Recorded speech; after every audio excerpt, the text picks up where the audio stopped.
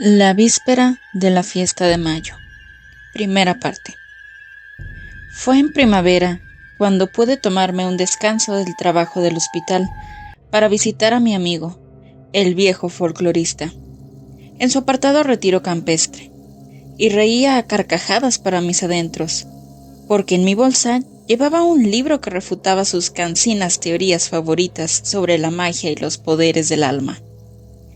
Estas teorías eran múltiples y variadas, y con frecuencia me turbaban. En primer lugar, las despreciaba por motivos profesionales y, en segundo lugar, porque jamás había logrado argumentar lo suficientemente bien para convencerle o debilitar su fe, ni siquiera en el más pequeño de los detalles. Y cualquier aportación científica que era capaz de presentar tan solo lo alimentaba de datos que confirmaban sus teorías. En consecuencia, el haber encontrado ese libro y saber que lo llevaba guardado en mi bolsa, envuelto en papel marrón y con su dirección, me llenaba de satisfacción. Y en el transcurso del viaje, especulé durante bastante tiempo sobre cómo se enfrentaría a los argumentos abrumadores que contenía en contra de la existencia de alguna región relevante más allá del mundo de las percepciones sensoriales. También me preguntaba si sus costumbres visionarias y sus absorbentes experimentos le permitirían recordar mi llegada, y me sentí aliviado cuando el solitario mozo me dijo que el profesor había enviado un vehículo para recogerme y que no había problema en depositar en él la bolsa y que yo recorriera a pie las 4 millas que había hasta la casa al otro lado de las colinas. Era una noche calmada y sin viento. Justo después de la puesta de sol, el aire era cálido y perfumado y deliciosamente apacible. El tren, que ya se perdía a la distancia, se llevaba con él el ruido de las multitudes y las ciudades y las últimas señales de la estresante vida que dejaba detrás de mí. Y desde la pequeña estación, en el páramo, me sumergí en ese mundo de cosas que crecen en silencio. Del tintineo de cencerros de ovejas, de pastores y de espacios salvajes y desolados. Mi ruta cortaba en diagonal las verdes colinas. Ascendía durante 1 kilómetro hasta la cima. Zigzagueaba levemente otros 3 kilómetros entre tojos por la cresta. Pasaba la casa de Tom Bassett junto a los pinos y luego descendía bruscamente por el otro lado, atravesando Bosque Ralo hasta la antigua casa donde vivía el viejo folclorista. Y se imaginaba a sí mismo en su mundo imposible de teorías y fantasías. Me entretuve pensando en él durante la primera parte de la ascensión, y me convencí a mí mismo, como era habitual, de que si no fuera por su generosidad para con los pobres y su benigno aspecto, los campesinos de la región sin duda debían considerarlo como una especie de mago que especulaba sobre las almas y que tenía oscuros tratos con el mundo de las hadas. Conocía bastante bien el camino. Ya lo había recorrido en una ocasión anterior, un día de invierno de hace algunos años. Y desde la casita en adelante estaba seguro del camino. Pero en el primer 1,5 kilómetros aproximadamente, había tantos cruces de senderos de ganado y la luz se atenuaba tanto que pensé que lo mejor sería asegurarme. Y por suerte pude hacerlo, gracias a un hombre que con una sorprendente rapidez se alzó de la hierba donde había estado echado tras unos matorrales y que me sobrepasó unos cuantos metros a toda velocidad, colina abajo, en dirección al valle que ya se oscurecía. Parecía tener tanta prisa que le llamé a viva voz, temiendo que se alejase demasiado, pero al escuchar mi llamada se giró de golpe y me dio la impresión de que se plantó a mi lado casi al instante. En un segundo estaba de pie allí, muy cerca, mirándome, con una sonrisa y cierta expresión de curiosidad en el semblante. Recuerdo haber pensado que sus rasgos, pálidos y sin curtir, eran demasiado maravillosos para un campesino, y que sus ojos eran ojos de extranjero. Además, su gran rapidez me produjo una fuerte sensación, casi un sobresalto, aunque sabía que mi visión me fallaba en los mejores momentos y, por supuesto, especialmente bajo la luz engañosa del crepúsculo en la ladera abierta. Además, como suele ocurrir con este tipo de indicaciones, las palabras no permanecieron en mi mente muy claras después de que las pronunciara, y esos movimientos rápidos y casi de pantera del hombre cuando desapareció rápidamente colina abajo, me dejó un poco más que un vago gesto del brazo indicando la dirección a seguir. Sin duda, que saliera de forma tan repentina de detrás de un matorral de tojo, su curiosa velocidad y la manera en la que me miró a la cara e incluso me tocó el hombro, todo ello combinado distrajo mi atención de las palabras que empleó, y el hecho de que hubiera estado avanzando en la dirección equivocada y que me hubiera desviado 1,5 kilómetros a la derecha, ayudó a reforzar mi sensación de que su gesto, señalando el lugar, era más que suficiente. En la cima de la colina, jadeando por el inusitado esfuerzo, me tumbé para descansar un momento sobre la hierba, junto a un tojo amarillo en flor. Todavía quedaba más de 1 hora antes de que se preocuparan en la casa por mi ausencia. La hierba era muy blanda y la paz y el silencio relajantes. Me quedé rezagado y encendí un cigarrillo. Y fue justo en ese momento, creo, cuando mi subconsciente me devolvió las palabras, las verdaderas palabras de aquel hombre, y el énfasis que otorgó al pronombre personal, tal como lo pronunció con su singular acento extranjero. Me produjo cierta curiosidad. El camino más seguro para ti, había dicho, como si resultara obvio que yo era un hombre de ciudad y podría estar en peligro en las solitarias colinas al anochecer. Y la rapidez con la que se había puesto a mi lado y luego había desaparecido como una sombra por la pronunciada pendiente, completó una imagen bastante definida en mi mente. Luego otros pensamientos y recuerdos surgieron y formaron una serie de imágenes, reflexiones involuntarias y sin propósito ni significado alguno. Es decir, caí en una agradable ensoñación.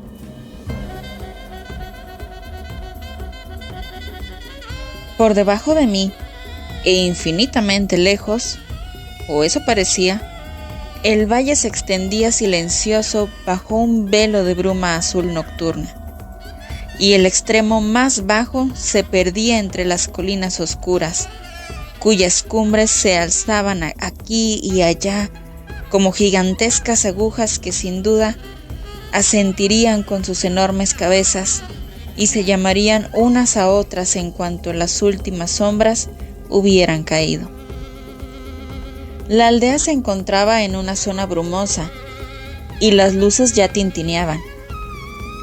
Los sonidos de grajos hurajeando, de gaviotas graznando lejos en lo alto del cielo y de perros ladrando a gran distancia se elevaron sobre el murmullo general de las voces de la noche.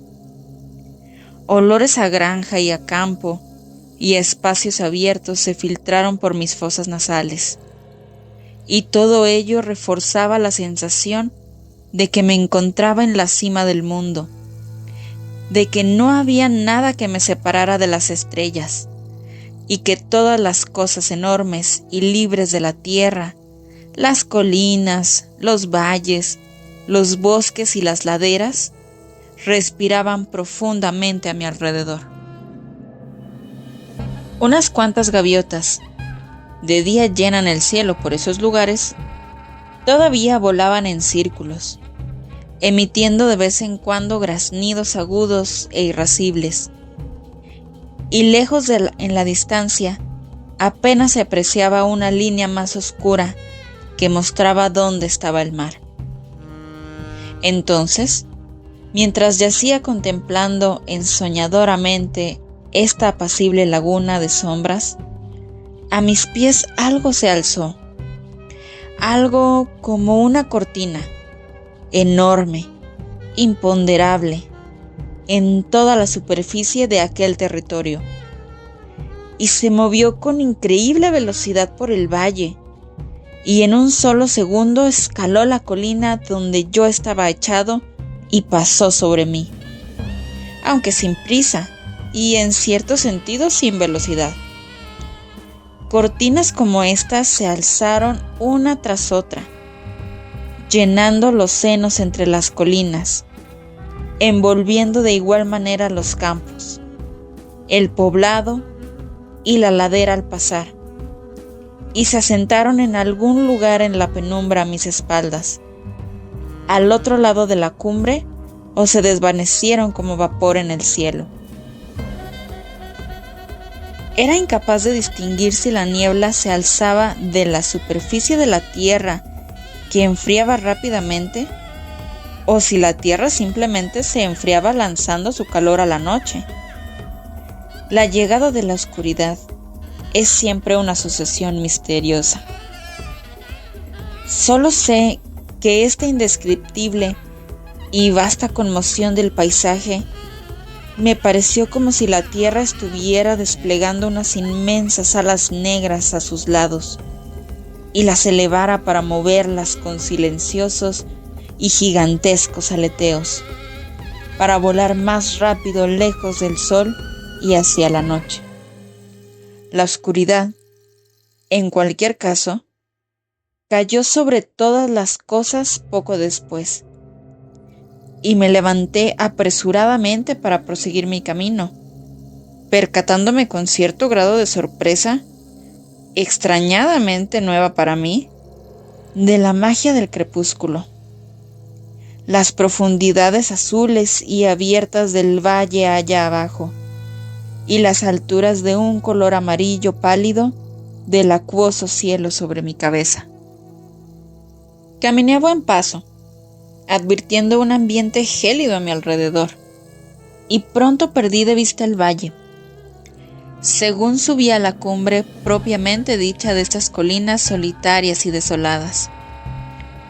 No debieron ser más de 15 minutos los que permanecí tumbado y absorto, pero el tiempo, advertí enseguida, había cambiado súbitamente, y ahora la niebla borboteaba aquí y allá a mi alrededor, alzándose de algún lugar desde valles más pequeños en las colinas colindantes y oscureciendo el camino, mientras por arriba se escuchaba el sonido del viento soplando con fuerza, muy arriba, produciendo un grito agudo. Un segundo antes había reinado la quietud de una cálida noche de primavera, y ahora todo había cambiado. Una niebla húmeda me envolvió, gotas de lluvia golpearon con fuerza mi rostro, y un viento huracanado que descendía de las frías alturas comenzó a golpearme y zarandearme, de manera que me abroché el abrigo y presioné el sombrero con más fuerza en la cabeza. El cambio realmente era este, y me llegó por primera vez en mi vida con el poder de una convicción total, que todo a mi alrededor parecía de repente haber cobrado vida. Me resultó extraño, siendo un médico materialista, práctico y prosaico, este descubrimiento de que el mundo a mi alrededor de alguna manera había cobrado vida.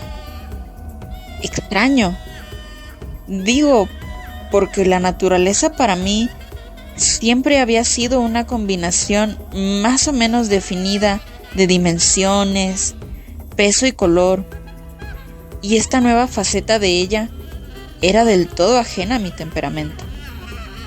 Un valle para mí siempre era un valle. Una colina, simplemente una colina.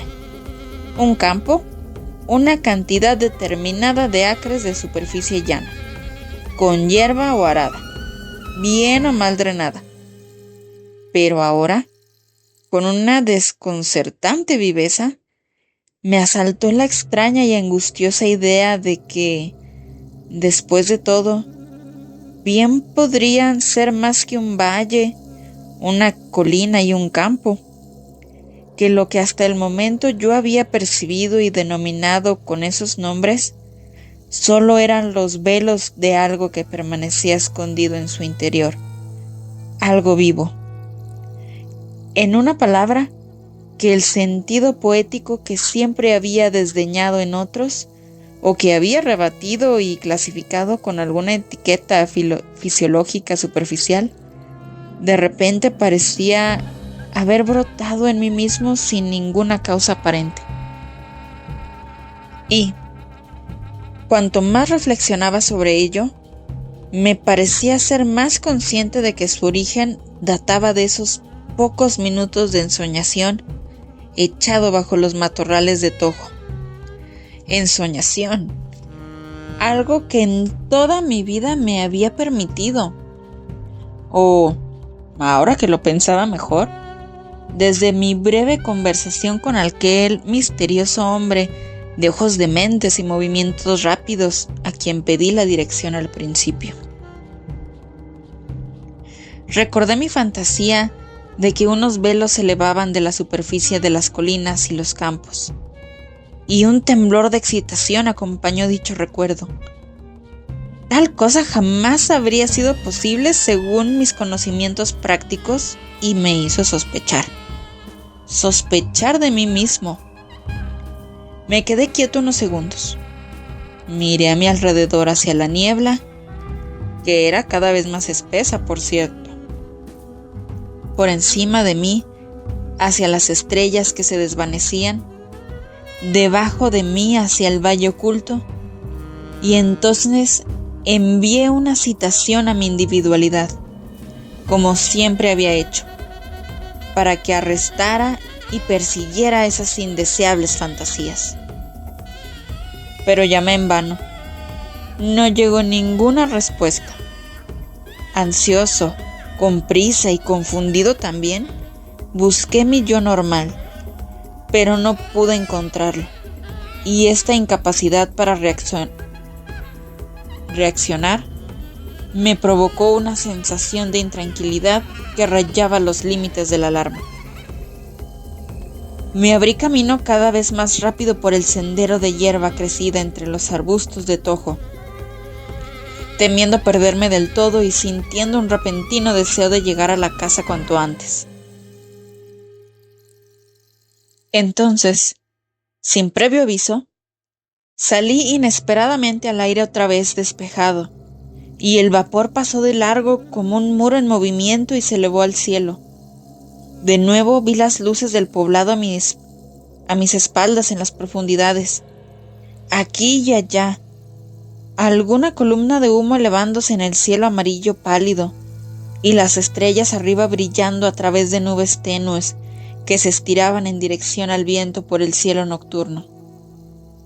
Después de todo, no habrían sido nada más que unas brumas marinas extraviadas que subían de la costa, porque la otra ladera de las colinas, recordé, hundía sus barrancos calizos directamente en el mar, y extraños vientos perdidos debían vagar frecuentemente por ese camino, con los súbitos cambios de temperatura hacia la puesta de sol. Sin embargo, resultaba desconcertante saber que la niebla y la tormenta permanecían ocultas, tan cercanas, y aceleré el paso esperando ver la casita de Tom Bassett y las luces de la mansión en el valle 1 kilómetro más allá. Sin embargo, el aire despejado duró un periodo muy breve de tiempo, y el vapor pronto se alzaba a mi alrededor como antes, ocultando el camino y haciendo que los matorrales y los muros de piedra parecieran sombras en la carrera. Llegaba impulsado aparentemente por vientos aislados que soplaban por los muchos barrancos secundarios. Y era muy frío. Tocaba mi piel como una sábana húmeda. Asumía además formas curiosas cuando el viento soplaba atravesándolo. Formas de hombres y animales. Contornos gigantescos siempre cambiando y corriendo por la tierra con pies silenciosos. O saltando en el aire con agudos gritos cuando las ráfagas de viento los retorcían hacia adentro y les daba voz. Fui acelerando el paso, y cada vez más oscuridad y vapor borraban el paisaje. Por otra parte, la marcha no era difícil, y aquí y allá brillaban bancos de danzarinas primulas amarillas, mientras que la mullida hierba hacía fácil mantener la velocidad.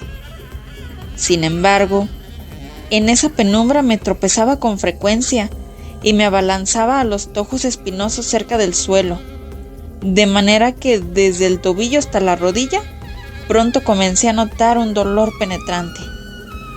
Rachas de viento y lluvia me golpeaban el rostro, y los periodos de total silencio siempre eran seguidos por pequeñas ráfagas aullantes de viento, cada vez desde una dirección distinta. ¿Preocupado? ¿O es tal vez una palabra que excedía mi estado de ánimo? Pero sin duda estaba inquieto. Y aunque reconocí que se debía a que me encontraba en un entorno tan distante a la vida de ciudad a la que estaba acostumbrado, me resultó imposible sofocar del todo la sensación de malestar que se había colado en mi corazón. Y miré a mi alrededor con creciente ansiedad en busca de las ventanas iluminadas de la casa de Bassett. Poco a poco, pequeñas punzadas de angustia y confusión iban acumulándose, reforzando mi sensación de estar lejos de las calles y los escaparates y de las cosas que era capaz de clasificar y manejar. Además, la niebla distorsionaba al tiempo que ocultaba, distorsionaba los sonidos, así como la visión. Y en una o dos ocasiones, cuando tropecé con unas ovejas tumbadas, éstas se levantaron sin la habitual alarma y rapidez de las ovejas, y se apartaron lentamente en la oscuridad, pero de una forma tan peculiar que casi podría haber jurado que no eran ovejas en absoluto, sino seres humanos gateando, mirando hacia atrás y haciéndome muecas por encima del hombro al marcharse. En estas ocasiones, ya que ocurrió más de una vez, no pude acercarme lo suficiente para poder tocar sus lomos lanudos y húmedos, como me habría gustado, y el sonido de sus cencerros tintineantes llegaba débilmente a través de la niebla, a veces desde una dirección, a veces desde otra, a veces a mi alrededor, como si todo un rebaño me rodeara, y me resultó imposible analizar o explicar la idea que empecé a sospechar acerca de que no eran cencerros de oveja en absoluto, sino algo bastante diferente. Pero la niebla y la oscuridad y cierta confusión de los sentidos causada por la excitación de un entorno tan extraño puede explicar gran parte. Continué a paso rápido, pero la convicción de que me había apartado de la ruta fue en aumento, porque ocasionalmente escuchaba una gran conmoción de gaviotas a mi alrededor, como si las hubieran turbado en sus lechos. El aire se llenó de sus gritos lastimeros y escuché el aleteo de multitud de alas, a veces muy cerca de mi cabeza, pero siempre invisibles debido a la niebla.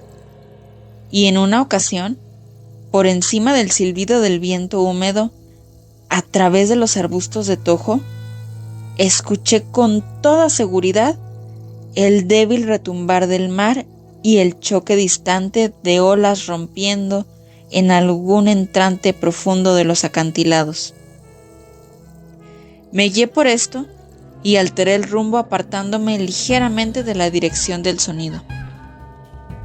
Sin embargo, a medida que pasaba el tiempo, me convencía más y más de que los gritos de las aves marinas sonaban a risas, que el constante viento soplaba y se agitaba a mi alrededor con un propósito, que los arbustos bajos adquirían con persistencia las formas de personas agachadas, pasando sigilosamente a mi lado, y que la niebla, cada vez con mayor frecuencia, adoptaba la forma de figuras enormes y proteicas que me escoltaban por las colinas desoladas, en silencio y con inmensas pisadas.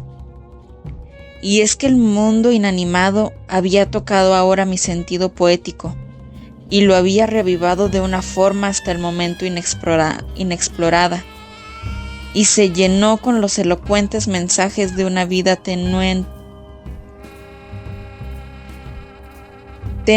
oculta. En ese momento entendí, por primera vez, la facilidad con que un campesinado supersticioso podía poblar su mundo y cómo hasta una mente educada podía tender a favorecer una atmósfera de leyenda. Seguí avanzando a trompicones, buscando nerviosamente las luces de la casa. De repente, cuando una figura de bruma enroscada pasó girando, recibí tal ráfaga directa de viento que era palpablemente una bofetada en la cara.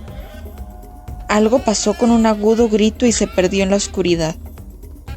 No pude evitar apartarme a un lado y levantar un brazo a modo de protección, y fui lo bastante rápido para captar fugazmente la gaviota que pasó con un vuelo repentinamente alterado y batiendo sus poderosas alas sobre mi cabeza. Su cuerpo blanco parecía enorme cuando la niebla se lo tragó. En el mismo instante, una ráfaga de aire se llevó volando mi sombrero y levantó la solapa de mi abrigo, cubriéndome los ojos. Yo estaba bien preparado en esta ocasión, y corrí tras el objeto negro que desaparecía. Pero al echarle la mano, me encontré sujetando la espinosa rama de un tojo. El viento agitaba mi cabello de forma violenta. Entonces, por el rabillo del ojo, vi que mi sombrero seguía rodando y lancé la mano rápidamente hacia él. Pero cuando lo sujeté, el verdadero sombrero pasó delante de mí, girando al viento como una pelota, y solté la primera captura para perseguirlo. Antes de llegar a él, otro aterrizó entre mis pies y no pude evitar pisarlo. La hierba parecía cubierta de sombreros en movimiento, pero todos ellos, cuando los cogía, se convertían en un trozo de madera o un pequeño arbusto o la madriguera negra de un conejo, hasta que acabé con las manos marcadas con pinchazos y lamparones de sangre. En la oscuridad, reflexioné.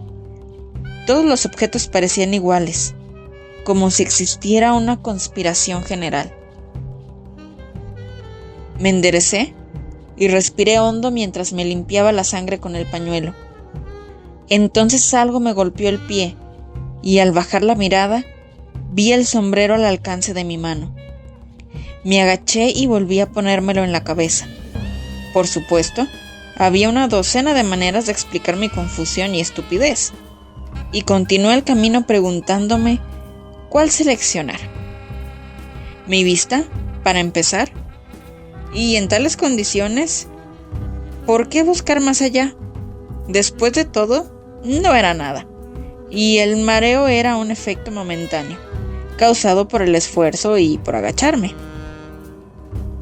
A pesar de todo, grité con fuerza con la esperanza de que algún pastor que pasara por allí pudiera oírme y, por supuesto, no recibí ninguna respuesta, porque era como llamar desde una habitación acolchada y a la niebla sofocaba mi voz y aniquilaba su resonancia.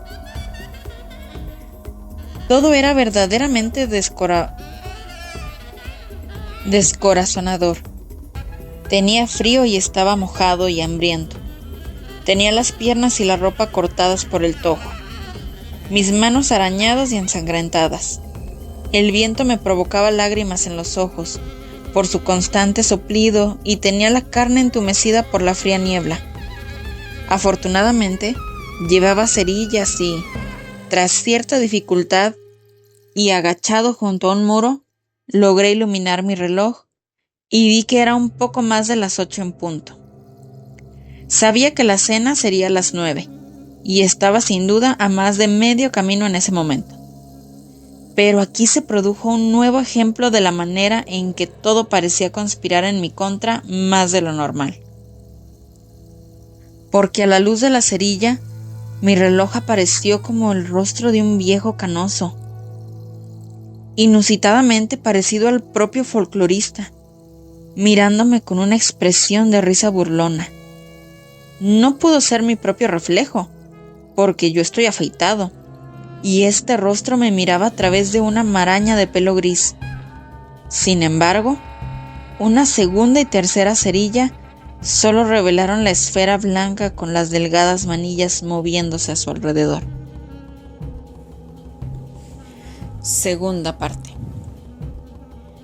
Y fue en este punto, recuerdo bien, cuando llegué a lo que para mí fue el verdadero corazón de la aventura, el pequeño fragmento de experiencia real que aprendí de ello y me llevé conmigo a mi vida de médico en Londres, y que ha permanecido conmigo desde entonces, y me ha ayudado a adoptar una nueva visión más empática de los entresijos de ciertos casos mentales curiosos que jamás había entendido realmente. Porque a estas alturas era obvio que se había estado produciendo en mí un cambio desde hacía un tiempo, y que este cambio se inició, hasta donde pude centrar mis pensamientos para analizarlo, desde el momento en que hablé con aquel hombre de sombra con tanta prisa en la ladera de la colina. Y la primera manifestación patente de dicho cambio, ahora que echo la vista atrás, fue sin duda el despertar en mi prosaico ser de la emoción poética, mi repentina y asombrosa apreciación del mundo que me rodeaba como algo vivo. Desde ese momento, el cambio en mí había ido progresando de forma sutil y rápida. Sin embargo, tan natural había sido el comienzo que, aunque era una desviación totalmente nueva de mi temperamento, apenas era consciente del principio de lo que realmente había pasado, y era solo ahora, tras tantos encuentros, que por fin me vi forzado a reconocerlo. Fue aún más forzado porque mis ideas típicas de la belleza hasta el momento siempre habían estado asociadas con la luz del sol y su crudeza. Pero aquí esta nueva revelación me la contagiaron el viento y la niebla, la desolación de una ladera solitaria, la noche, la oscuridad y el malestar. Nuevos valores me llegaban desde todas partes. Todo había cambiado y la propia simplicidad con la que los nuevos valores se presentaban me confirmaba lo profundo que había sido el cambio, el reajuste. En cosas tan triviales me llegó la confirmación de que no fui consciente hasta que la repetición forzó mi atención. Los velos que se elevaban del valle y la colina, las cimas de montaña con personalidades que gritan o murmuran en la oscuridad, el griterío de las aves marinas y el viento vivo y decidido. Y, por encima de todo, la sensación de que la naturaleza me rodeaba y estaba imbuida de una vida que difería de la mía en grado más que en especie. Todo, desde la conspiración de los arbustos de tojo hasta el sombrero que desapareció, demostraba que una actitud mental fundamental había cambiado en mí, y que había cambiado sin mi conocimiento o consentimiento. Además, al mismo tiempo, la profunda tristeza de la belleza había penetrado en mi corazón como una caricia, porque fui dolorosamente consciente de que me era del todo ajena, de que yo era insignificante e ignorado para ella, y que mientras yo pasaría, degeneraría, envejecería, estas manifestaciones permanecerían siempre jóvenes e inalterablemente potentes.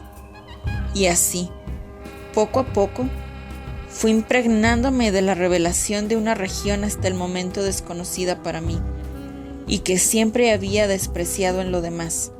En especial, pensé en ese momento en mi amigo el anciano folclorista. Aquí sin duda, pensé, estaba el inicio del estado que, si se prolongaba un poco más, debía ser patógeno. No tenía ninguna duda de que el cambio era real y significativo. Mi conciencia se expandía y yo la había sorprendido en pleno acto. Por supuesto, había leído mucho sobre los cambios de personalidad, rápidos, caleidoscópicos. Me había encontrado con algunos casos en el ejercicio de mi profesión, y había escuchado al folclorista hablando largo y tendido como un iluminado sobre las maneras y medios de alcanzar regiones ocultas de la conciencia humana y expandirla hacia el conocimiento de cosas mágicas, de manera que uno se abría a un universo más grande. Pero no fue hasta ese momento, por primera vez, en esas colinas desnudas, en contacto con el viento y la lluvia, cuando fui consciente de la simplicidad con la que las fronteras de la conciencia podían moverse de un lado a otro. ¿O qué toque de genuino pavor puede producir la certeza de que uno se encuentra en la zona fronteriza de experiencias nuevas, nunca probadas y tal vez peligrosas? En cualquier caso, ahora supe que mi conciencia había movido sus fronteras considerablemente, y que lo que pudiera ocurrir no debía ser considerado anormal, sino bastante simple e inevitable, y, por supuesto, totalmente cierto. Sin embargo, esta misma simplicidad, aunque no violentaba mi ser, trajo consigo una sensación de terror y malestar, una leve sospecha de que me rodeaban desconocidas posibilidades. En la noche me desconcertaba y turbaba, quizás más de lo que me estaba dispuesto a reconocer.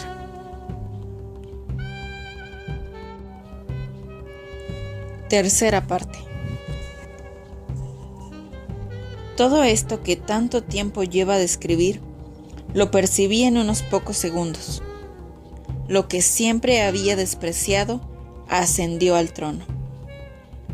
Pero con el hallazgo de la casa de Basset, como señal de la cercanía al lugar donde me dirigía, mi anterior sangre fría, mi estupidez, sin duda retornaría, y por lo tanto sentí un considerable alivio cuando por fin apareció un leve fulgor de la luz a través de la niebla, entre la cual la sombra oscura y cuadrada de la chimenea apuntaba hacia arriba. Después de todo, no me había desviado tanto del camino. Ahora podía comprobar dónde me había equivocado. Apresurando el paso, salvé a trompicones un muro de piedra roto y casi me caí sobre el tramo de hierba que crecía hacia la puerta. En un segundo, el contorno negro de la casa estaba allí delante de mí, y un segundo más tarde, cuando me hallaba de hecho casi tocándola, no había nada. Me reí al pensar en lo mucho que me habían engañado los sentidos, aunque no del todo, porque al pasar a tientas de nuevo por encima del muro, el edificio se alzaba un poco a la izquierda, con las ventanas iluminadas y amigables, y después de todo, tan solo me había equivocado con el ángulo de aproximación. Sin embargo, de nuevo cuando corrí a la puerta, la niebla me envolvió y se espesó una segunda vez, y la casa ya no estaba en ningún lado.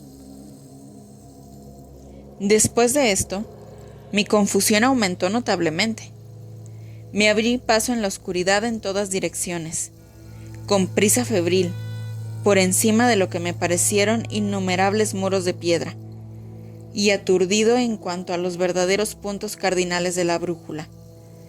Entonces, de repente, justo cuando una especie de desesperación se adueñó de mí, la casa apareció allí, sólida ante mis ojos, y me encontré a menos de medio metro de la puerta. Jamás vi una niebla tan engañosa, y allí, justo detrás de ella, distinguí una hilera de pinos como una ola negra surcando la noche. Olí el aroma resinoso y húmedo con alegría, y una excitación real me corrió por el cuerpo cuando vi la inconfundible luz amarilla de las ventanas. Por fin estaba cerca de casa y mis problemas pronto acabarían. Una nube de pájaros posados en el tejado se elevó en el aire con agudos chillidos y volaron en círculos hacia la oscuridad cuando llamé con el bastón en la puerta. Y unas voces humanas, estoy casi seguro, se mezclaron en algún lugar con ellos, aunque era imposible saber si procedían de dentro de la casa o de fuera. Todo sonaba confuso con las ráfagas de viento que pasaban como pequeños torbellinos, y permanecí allí bastante alarmado por el revuelo causado por mi llamada. Además, como prueba de que mi imaginación había despertado, la significación de esa llamada en la puerta hizo vibrar algo en mi interior que sin duda no había vibrado jamás, de manera que de repente fui consciente de la atmósfera de sugerencias místicas de la que está rodeado el acto de llamar a la puerta, tanto para el que llama, que se pregunta qué se revelará al abrirse la puerta, y para aquel que está dentro, que espera la citación del que llama. Solo sé que vacilé antes de decidirme a llamar una segunda vez. Y, de todas formas, lo que ocurrió después se presentó en una especie de bruma. Tanto las palabras como los recuerdos me fallan cuando intento recordarlo con detalle, de manera que incluso los rostros son difíciles de volver a visualizar y las palabras casi imposibles de oír. Antes de ser consciente, la puerta se abrió, y antes de poder articular las palabras de una primera pregunta breve, ya me encontraba al otro lado del umbral y la puerta se cerró a mis espaldas. Había esperado encontrar el pequeño, oscuro y estrecho recibidor de una casita de campo, sofocante por la falta de aire y el olor, pero en lugar de ello, me encontré directamente en una habitación llena de luz y de gente, y el aire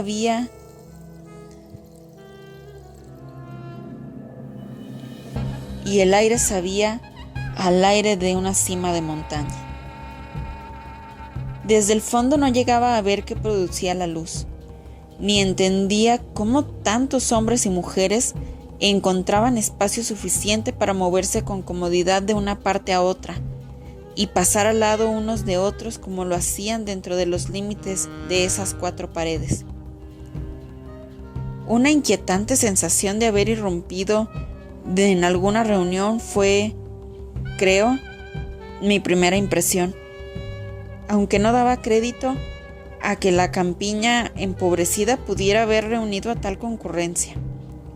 Y mi segunda impresión, si es que podía separarse de la anterior en la plena oleada de asombro que me dominaba, era que sentía una especie de gloria al encontrarme en un ambiente de tan espléndida y vital juventud.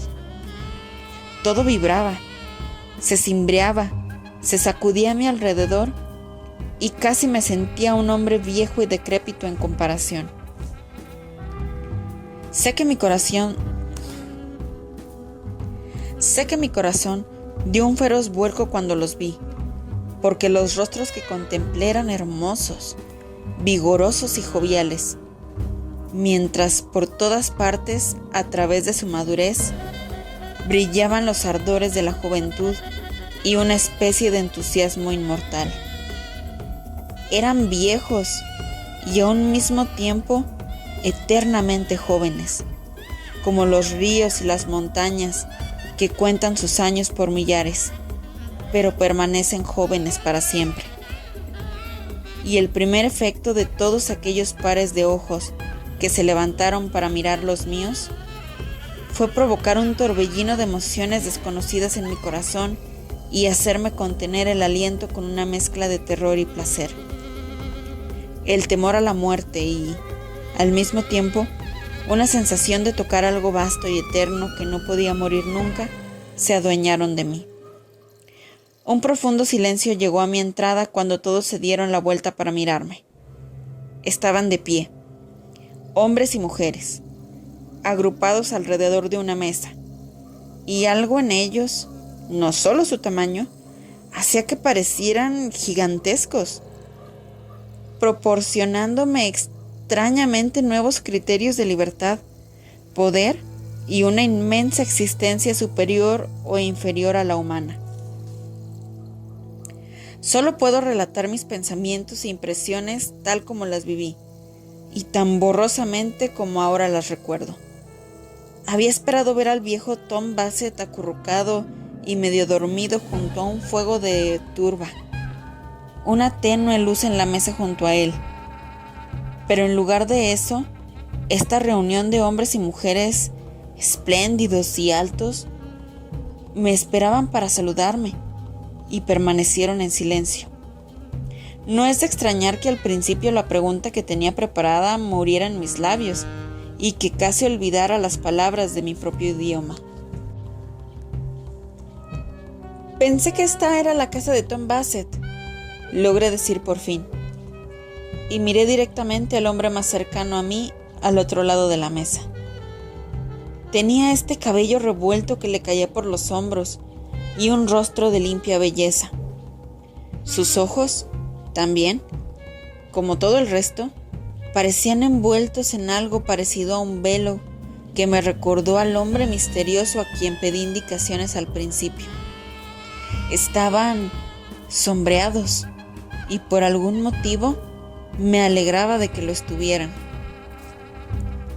Con el sonido de mi voz, irreal y aflautada, se produjo un movimiento general en la estancia, como si todo el mundo cambiara de posición, pasando unos junto a otros, como aquellas formas fluidas que había visto fuera de la niebla. Pero no recibí ninguna respuesta. Me pareció que la niebla incluso penetraba en la habitación, rodeándome y que cubría mis pensamientos interiormente.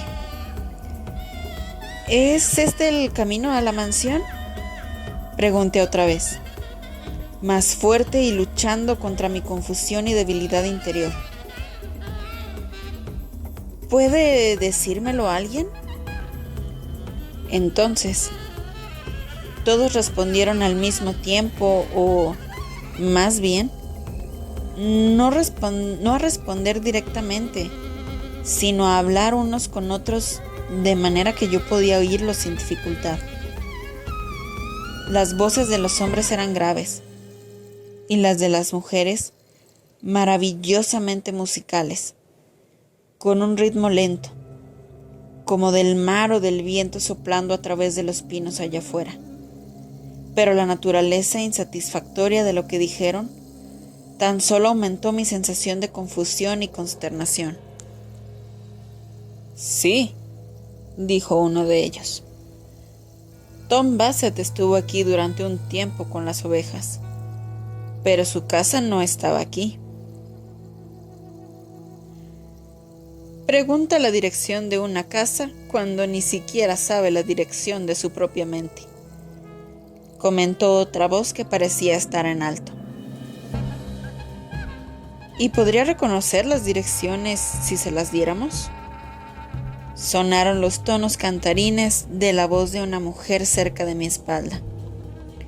Y entonces, con un ruido más parecido al del agua discurriendo, o al viento de las alas de los pájaros que a cualquier otra cosa que se me ocurriera, llegaron varias voces juntas.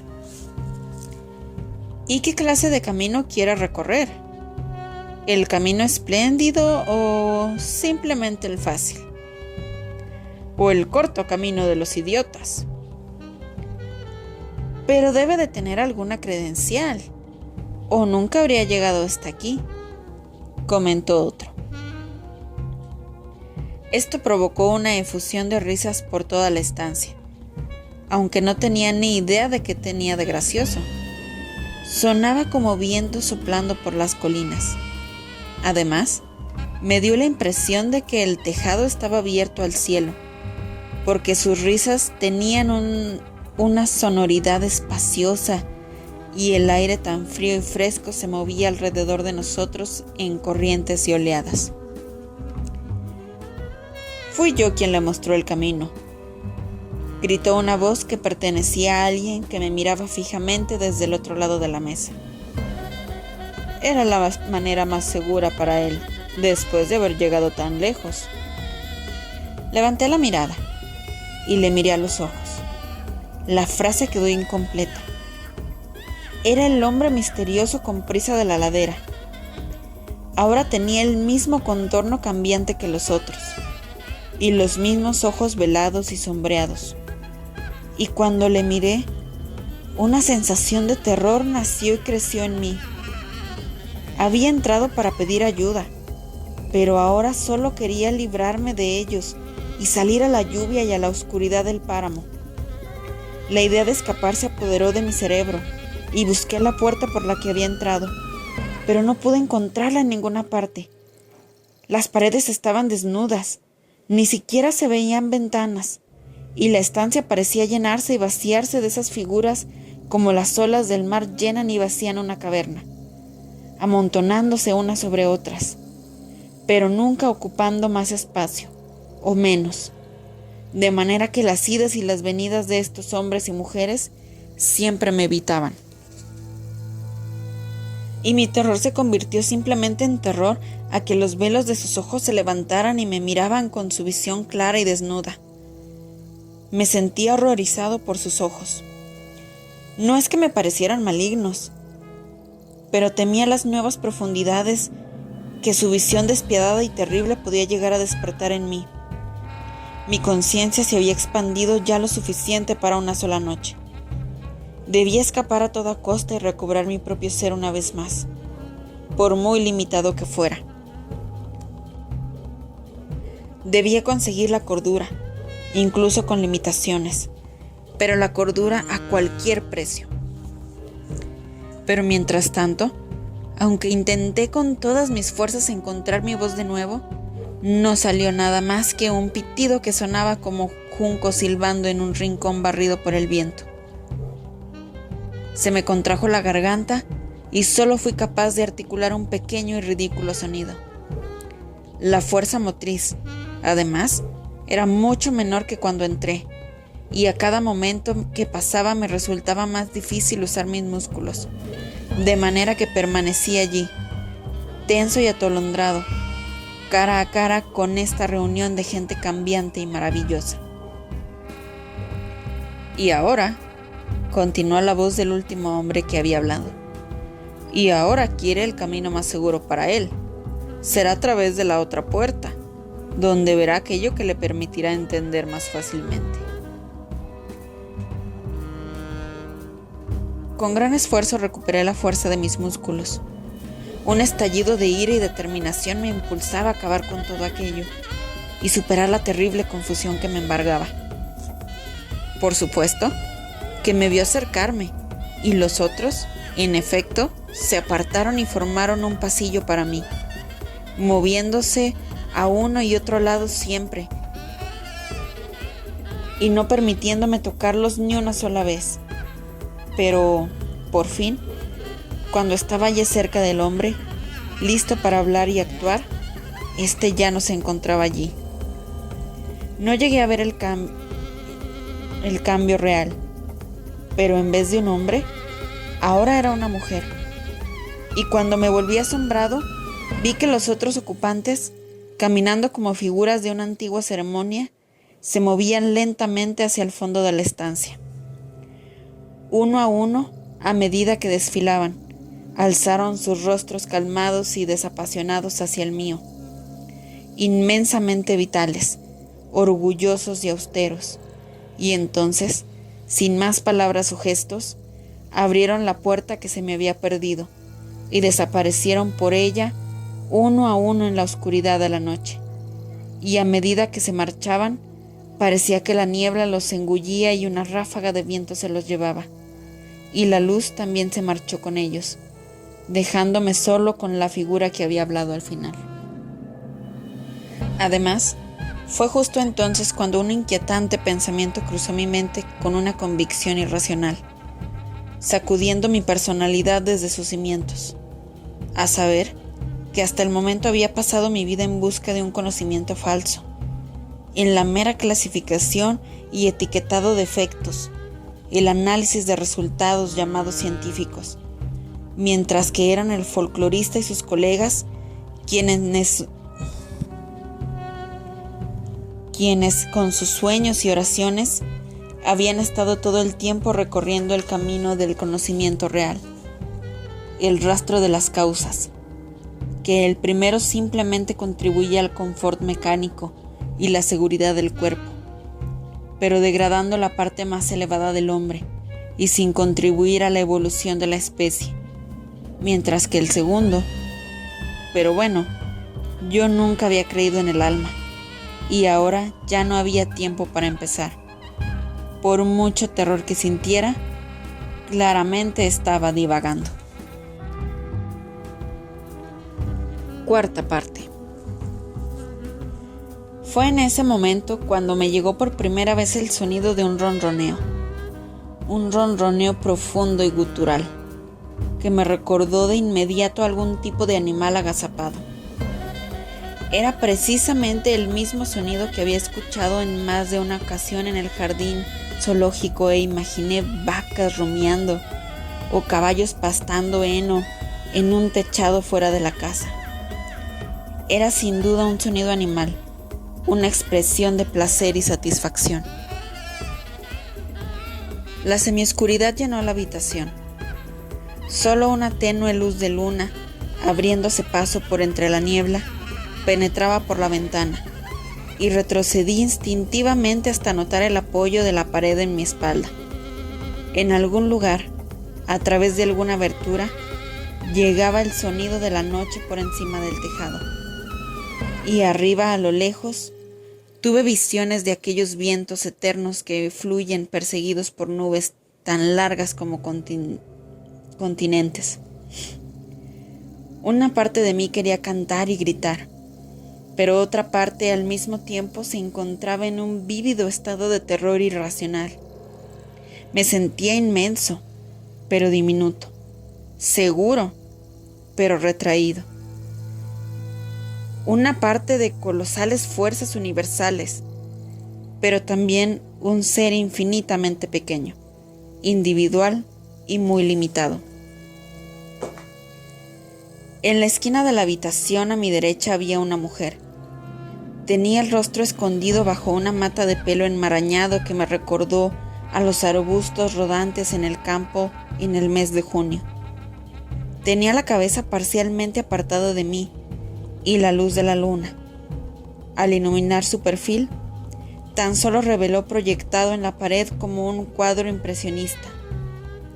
Extraños recuerdos, secretos se avivaron en lo más hondo de mi ser, y durante unos segundos sentí que lo sabía todo sobre ella. Miré a mi alrededor rápida y nerviosamente, intentando captar todo de un solo vistazo.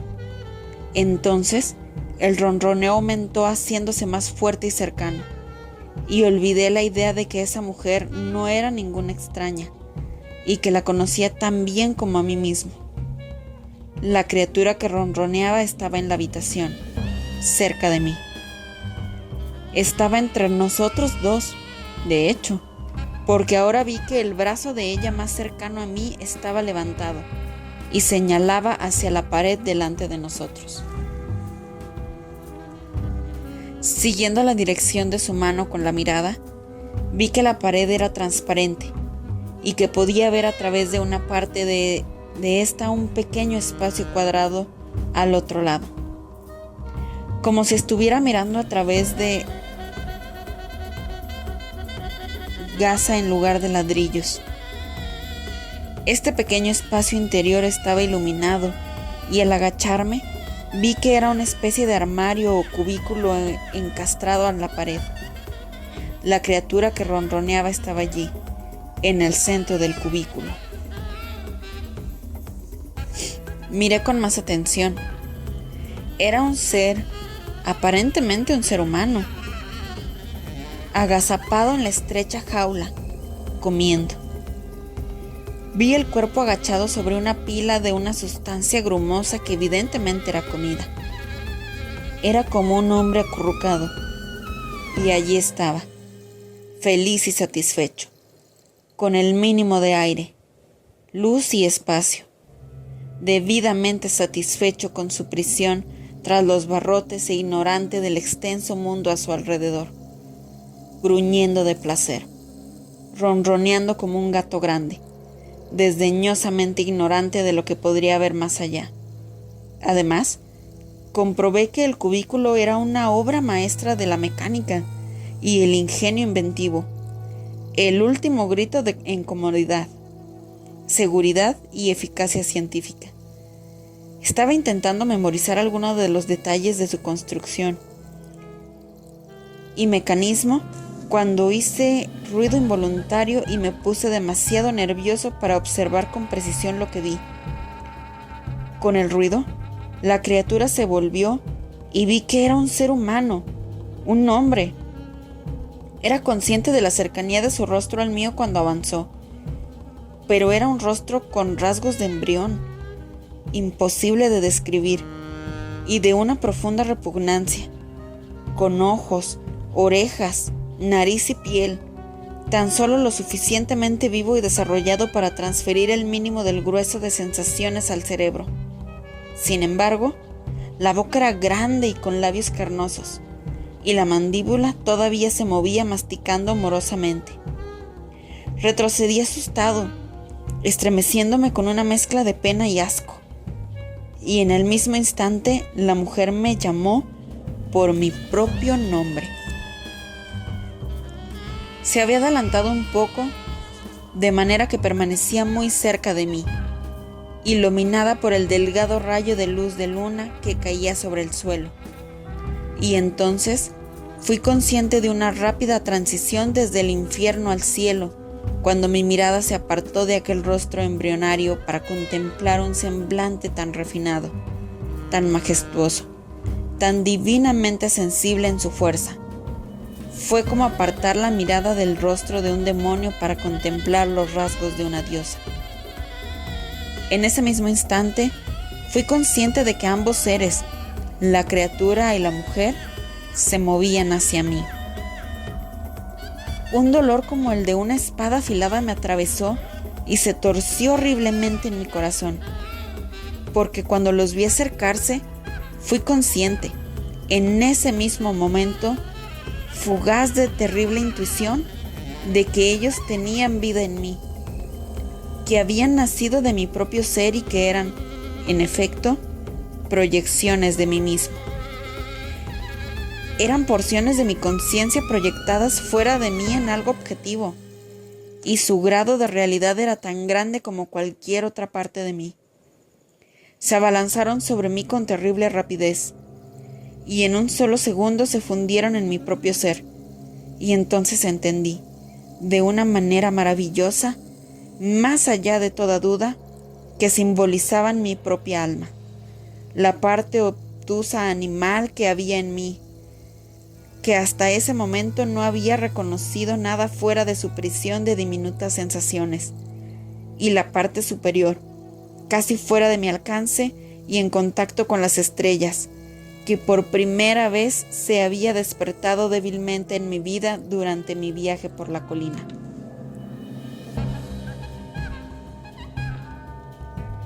Quinta parte. He olvidado cómo escapé, si por la ventana o por la puerta. Solo sé que unos segundos más tarde me encontraba corriendo a toda velocidad por el páramo, seguido por vociferantes pájaros y aullantes vientos, directamente hacia la mansión. Algo debió guiarme, porque avancé con el instinto de un animal, sin vacilar ante las bifurcaciones, y vi las acogedoras luces de las ventanas antes de haber recorrido otro 1,5 kilómetros. Y durante todo el camino me sentí como si se hubiera abierto una gran esclusa para dejar fluir la corriente de nuevas percepciones que anegaban como un mar mi ser interior, de manera que me sentía medio avergonzado y medio encantado, en parte enfadado y, sin embargo, en parte feliz. Unos sirvientes me recibieron en la puerta y advertí de inmediato una cierta atmósfera de conmoción en la casa.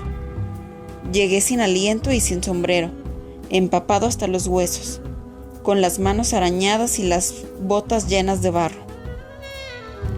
Estábamos convencidos de que se había perdido, señor, escuché decir al mayordomo, y escuché mi propia respuesta, débilmente como la voz de otra persona.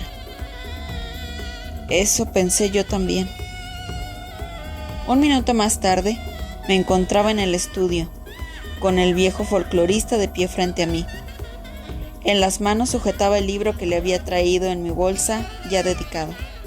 Advertí una curiosa sonrisa en su rostro. Jamás habría pensado que se atrevería a venir andando. Esta noche, precisamente, decía. Le miré sin decir nada. Ardía en deseos de contarle algo de lo que había sucedido e intentar ser paciente con sus explicaciones. Pero cuando busqué las palabras y frases, mi historia de repente parecía plana y sin sentido, y los detalles de mi aventura comenzaron a evaporarse y desaparecer, y me resultaba difícil recordar. He disfrutado de un excitante paseo, balbuceé, aún jadeante por la carrera. El tiempo era bueno cuando dejé la estación. El tiempo es bueno todavía, dijo él, aunque tal vez haya encontrado un poco de niebla nocturna en la cima de las colinas. Pero no es eso a lo que me refería. ¿A qué, entonces? Quería decir, dijo él, que has sido un hombre muy valiente al caminar esta noche por las colinas encantadas, porque es la víspera de la fiesta de mayo. Ya sabe, ellos poseen la mente de los hombres y pueden hechizar a la imaginación. ¿Quiénes son ellos? ¿A qué se refiere? Dejó mi libro sobre la mesilla y me miró en silencio a los ojos durante unos segundos. Y cuando lo hizo, el recuerdo de mi aventura comenzó a revivir con detalle, y pensé en el hombre misterioso que me había dado indicaciones al principio. ¿Qué podría haber en el rostro del folclorista que me hiciera pensar en ese hombre? Una docena de cosas cruzaron como relámpagos mi excitada mente, y mientras intentaba apresarlas, me di cuenta de que el anciano continuaba hablando. Parecía dirigirse tanto a sí mismo como a mí. Los seres elementales de los que usted siempre se ha reído, por supuesto. Aquellos que operan sin cesar tras la patina de las apariencias y que forman y moldean los estados mentales. Y un extremista como usted, y es que los extremos siempre son peligrosamente débiles, es una presa legítima. Bah, le interrumpí, sabiendo que mi gesto me delataba irremediablemente y que él había adivinado demasiado.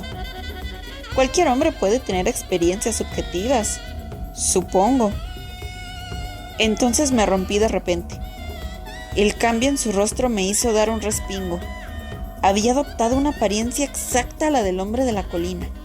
Los ojos que tan fijamente me miraban tenían sombras dentro, pensé. ¡Hechizo!, estaba diciendo. Todos son hechizo.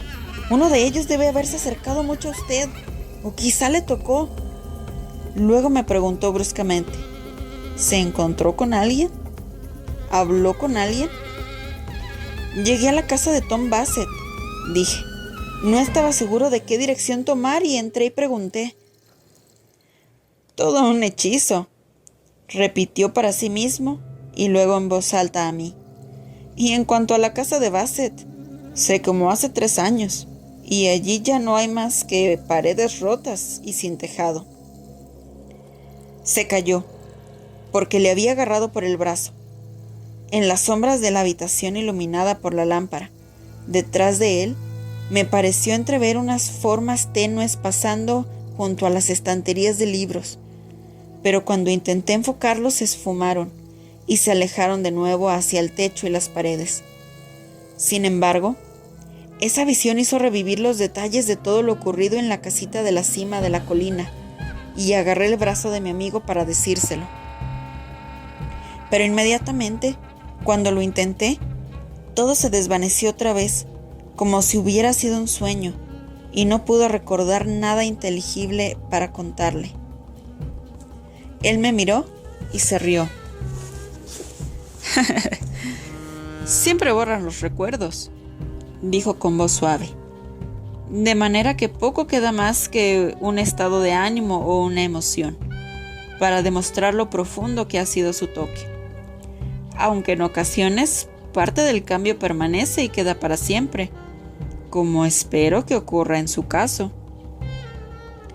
Entonces, antes de que tuviera tiempo de responderle, jurar o quejarme, pasó a mi lado y cerró la puerta que daba al salón, y luego me apartó hasta el fondo de la habitación. El cambio que yo no podía entender todavía se estaba produciendo en su rostro y sus ojos. Si todavía le queda suficiente coraje para venir conmigo, dijo, saldremos otra vez y veremos más. Ya sabe, tenemos posibilidades hasta la medianoche, y conmigo tal vez no se sienta tan... De alguna manera, me resultó imposible negarme. Todo se confabuló para hacerme ir. Comimos un poco, luego salimos al salón, y él se encasquetó un sombrero de cuaquero sobre su cabello cano. Yo tomé una capa y escogí un bastón del bastonero. Apenas era consciente de lo que estaba haciendo. El nuevo mundo al que había despertado parecía vibrar todavía a mi alrededor. Cuando salimos al camino de gravilla, la luz de las ventanas del salón iluminó su cara, y vi que el cambio que había estado observando durante un tiempo estaba terminando de completarse, porque alrededor de él se respiraba una atmósfera punzante y maravillosa de juventud eterna que había sentido junto a los habitantes de la casita. Parecía haber rejuvenecido 40 años. Un velo comenzaba a cubrirle los ojos y habría jurado que, de alguna manera, había aumentado de estatura y que se movía junto a mí con un vigor y una fuerza que nunca había visto en él. Cuando emprendimos la subida de la colina en silencio, vi que las estrellas estaban despejadas allá arriba y que no había niebla, que los árboles permanecían inmóviles y no había viento, y que más allá, en la cumbre de las colinas, había luces danzando de un lado a otro, apareciendo y desapareciendo como el reflejo de estrellas en el agua.